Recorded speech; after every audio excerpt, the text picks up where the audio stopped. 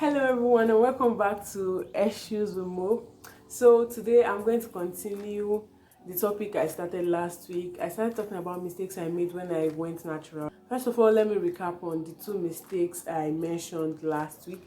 The first one was the psychological aspects of natural hair which I neglected, and that is love, dedication and patience. And the second mistake I made was paying attention to length and styling rather than growing a healthy hair.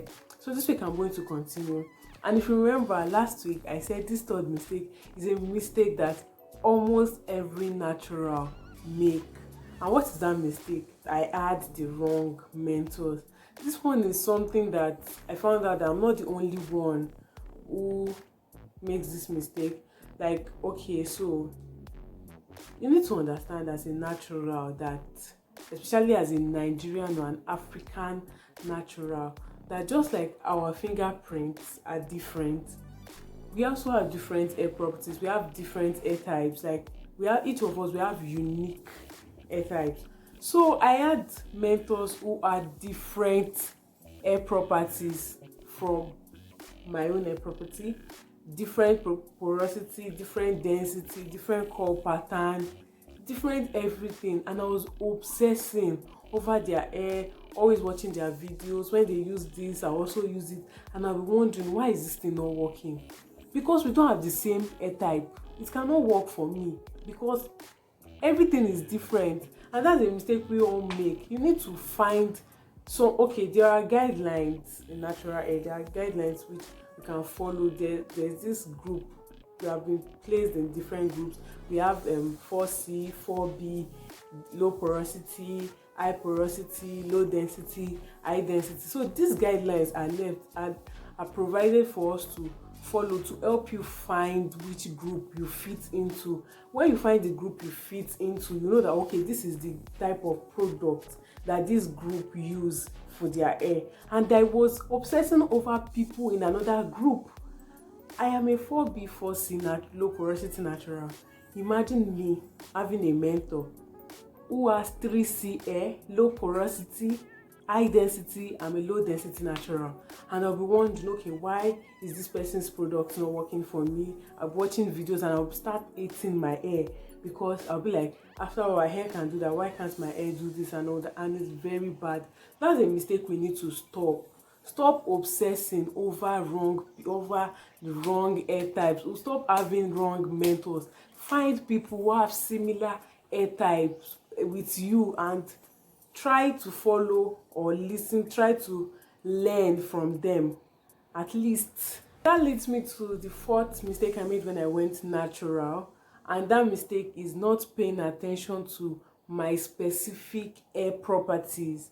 There are four major hair properties we need to pay attention to in natural hair care and styling, and these properties are porosity, density, coarseness and texture.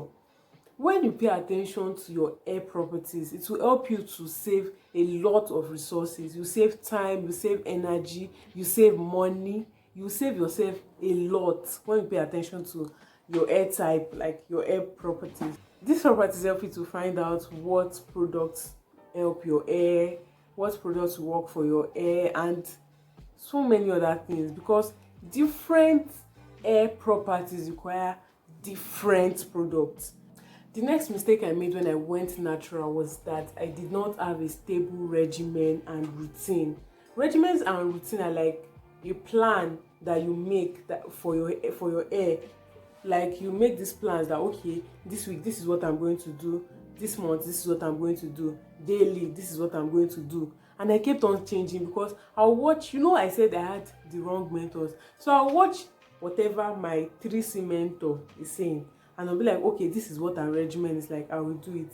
It's not work for me, and I'm wondering what happened. I'll see another person's regimen again, carry that one too, use it, this one too, use it, and it was affecting my hair because I was using so many different products at once. I suffered from breakage, protein overload, moisture overload.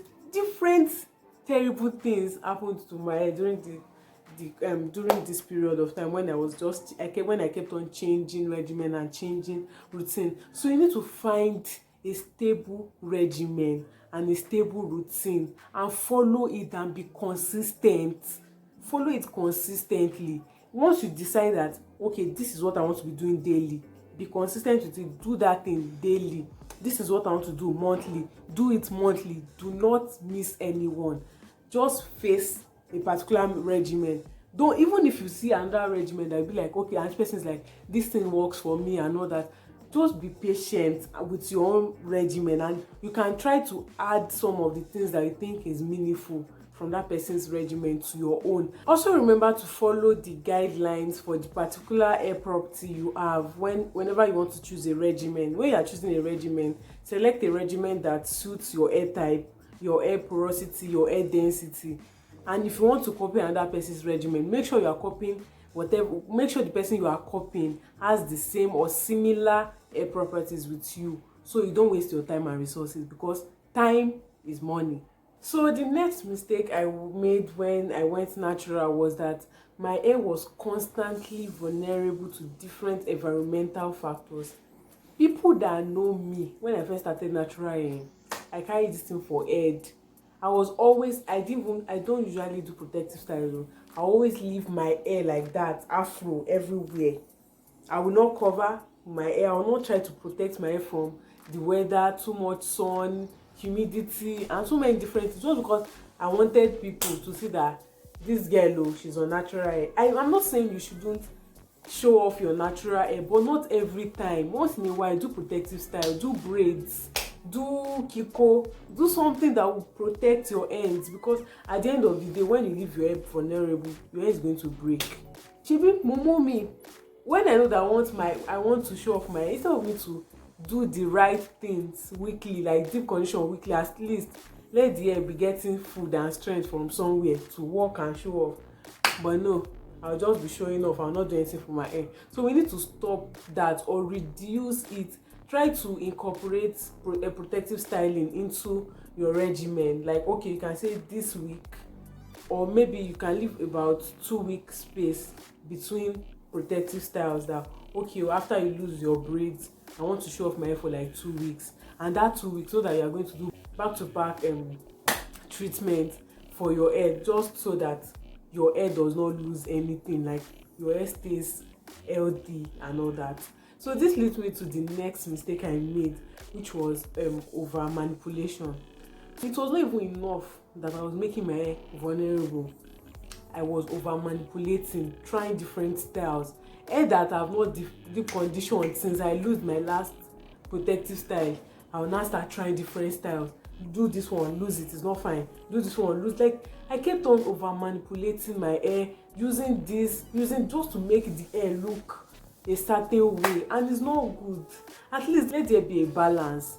If you want, when you know you want to leave your hair and you want to show off your hair, also make sure that you are doing the right treatment, doing the right things, like deep conditioning. Let your hair be strong enough to do the kind of work you want it to do. So that was a mistake. Those two mistakes were really disastrous. Like God, breakage. Yeah. So that, do not make your hair constantly vulnerable, and don't over manipulate your hair. Try to incorporate protective styles into your regimen to protect your ends from breakage. The last but not the least mistake I made was allowing other people's opinions of my hair to get to me. This one, I'm talking about those naturals, those people that have been natural for as long as they can remember, people that have never relaxed their hair. These people, I don't know, you guys who have been natural, like, I don't know if you know what I'm talking about. These people, imagine getting comments like, you are transitioning, you are not really natural. This one that you have relaxed your hair before, you can't be natural. It's not natural at all. That one is not natural. That I'm trying to thrive and grow healthy natural hair, you will just come from somewhere and say, what you are not natural. You can't be natural. This one is not, or they'll say it's not original natural. It's not. Which one is original natural? Which one is fake natural? Natural hair is natural hair. Don't allow them. There are many bad belle. They will tell you that this your hair is not, go and cut it, or they'll be forcing you. Like for example, I wanted to transition, and I wanted to transition on my own terms. I didn't want to cut off all my damaged hair at once. They will come and be telling you that cut your hair, is not natural. Like, leave me, let me do it on my own terms, let me do it at my own pace. If I had known that time, I would have just blocked my ear. But now I know better. Nothing they can say can get to me, because I don't know. Sorry about the so nothing they can say will get to me. So don't, for you, and this message is for you people that are trying to transition, don't let whatever they say get to you. Just ensure that you are doing the right things. I'm not saying you should not listen to good advice, like constructive criticism. Someone can come and tell you that, okay, Tofumi, you are transitioning, okay, why not stop using this product? This product is good for transitioning chicks, and be very sure that that person is not just giving. That's why you need to read and learn from experienced people. So as long as you are sure that you are doing the right thing for your transitioning hair, don't let anybody come and tell you that you are not an original natural, that you are a fake natural. It's a lie.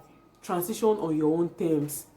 When you are ready to get rid of when you are ready to have your big chop and get rid of all damaged ends, do it just on your own terms. Love your hair, follow the right mentors, use the right products, have the right regimen, do things, read more and research more about your hair, and you are good to go.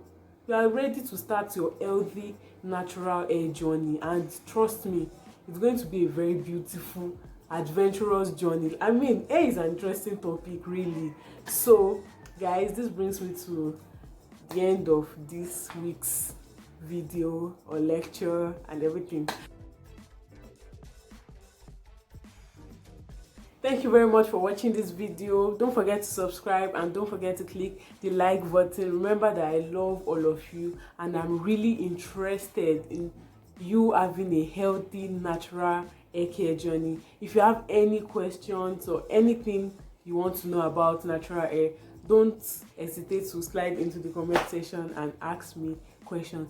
Then last week someone asked me about how to transition from relaxed hair to natural hair. So next week I'm going to be giving you a detailed video of how I transitioned, when I cut my hair, products I used, the regimens I used for transitioning. Like, so I hope you look forward to next week's video, because I look forward to it.